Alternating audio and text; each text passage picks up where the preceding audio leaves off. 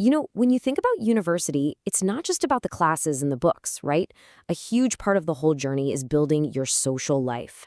And today, we're going to break down how to forge those meaningful friendships that can really define your entire experience. So, if you're about to start university and you've got this mix of being super excited but also kind of nervous about meeting people, let me just say, you are so not alone. It's a massive life change, and it is totally normal to feel that way. And that feeling, that whole situation, brings us to the core idea for everything we're talking about today. It's this amazing quote from Zig Ziglar: be a friend to find a friend. Seriously, let that sink in. That's the principle we're going to unpack. All right, so where do we even begin? Well, before you say a single hello, the real work actually starts inside your own head. It's all about your mindset. Getting this right is, honestly, the foundation for every single connection you're about to make. The trick here is to just approach this whole new chapter with an open heart and an open mind. And you gotta remember, pretty much everyone is in the exact same boat as you. They're all figuring it out, feeling a little overwhelmed, a little excited. That shared feeling, that's your secret weapon for making a connection. Okay, so here's a really crucial point. Friendship isn't this passive thing that just happens to you. Nope. It's a two-way street. It's a relationship built on both giving and receiving, support, interest, empathy. You get the picture. You have to be an active player in the game. Okay, so now that we've got our mindset right, let's get into the practical stuff, the how-to. This next part is all about making that first move. Think of it as your guide to breaking the ice and, turning all those strangers into potential friends. And you know what? We can actually boil this whole thing down to a really simple 3-step action plan. It's easy to remember.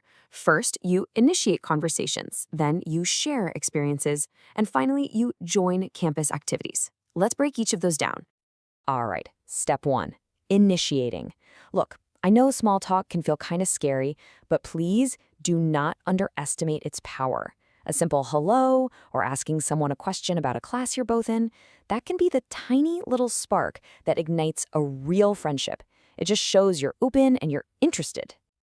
And now for step 2, which is like a secret weapon you might not have even thought about. Your shared experiences. Think about it. Everyone is trying to find their way around campus, dealing with tough classes, maybe feeling a little bit homesick. These common struggles, they're like the perfect glue for bonding with other students, and fast. And that brings us to step 3, joining in. I'm talking clubs, sports, campus groups. These are basically friendship accelerators. I mean, when you join a group that's all about something you're passionate about, you're not just doing something you love. You're instantly surrounded by people who just get it. It's such a natural way to grow your social circle. And all of this really comes down to a choice, a big mindset shift you have to make. On one hand, you can stay in your comfort zone. Yeah, it feels safe, but it's also super limiting. Or you can choose to expand it. It might feel a little daunting at first, for sure, but that's where you proactively make contact. That's where you build a truly vibrant social life. Okay, so you've broken the ice, you've made a few acquaintances. Now what?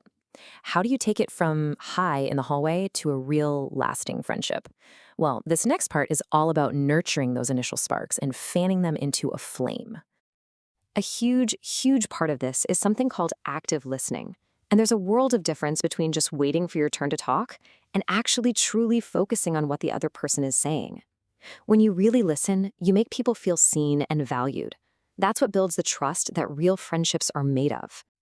And always remember the magic number, 2. It takes 2. Friendship is never a one-person show. It has to be reciprocal.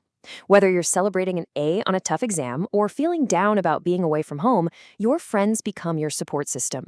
But it's gotta go both ways. You have to be there for them, just like they're there for you.